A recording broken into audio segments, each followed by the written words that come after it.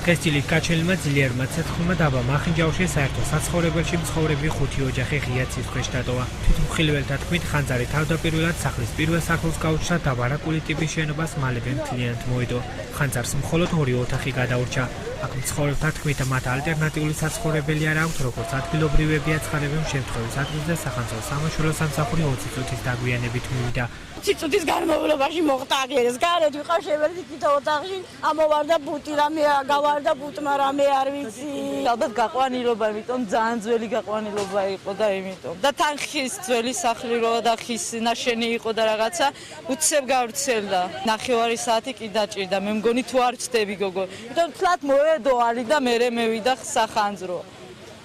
მით უმეტეს რომ აგერ ბენზინში არის და არანაირი დაშორება არ არის. შემთხვევის ადგილზე დილიდანვე აჭარის საგანგებო სიტუაციების მართვის სააგენტოს წარმომადგენლები და სახანძრო სამაშველო სამსახურის ბრიგადები იყო მობილიზებული. წინასწარი ვერსიით ხანძრის გამოწვევი მიზეზები მოძველებული ელექტროსადგურები გახდა. მამუკა თურმანიძის განმარტებით სამაშველო სამსახურის დაგვიანება ქალაქში არსებულმა საცობებმა გამოიწვია. მიმდინარეობს სამუშაოები და დასასრულისკენ მიდის, უკვე ხანძარი ლოკალიზებული არის. აი რა ინფორმაცია გაქვს ხანძარი რამ გამოიწვია?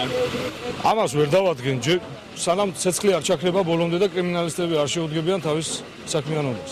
ასევე საუბრობენ სახანძრო სამსახურის დაგვიანებაზეც.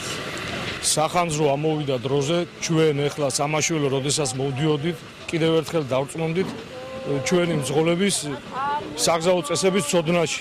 საერთოს გზას არ უთმობს არავინ, არც სახანძროს, არც სასტრაფო დახმარებაზე და სამაშველო სამსახურს. საკითხთან დაკავშირებით ხელვაჩაურის მუნიციპალიტეტის გამგებელი აცხადებს, რომ დაზარალებულებს ბინის ქირას დროებით გამგეობა დაუფარავს. ნადიმ ვარშანიძე ამბობს, რომ დღესვე შეიქმნა სპეციალური კომისია, რომელიც ზარალს დაეთმის და დაზარალებულ ოჯახებს შესაბამის დახმარებას გაუწევს. ბინის ქირას თავისთავად ჩვენ სახელმწიფო გადაუხდის, სანამ ასე ვთქვათ ბინით მათ ასე ვთქვათ უზრუნველყოფთ.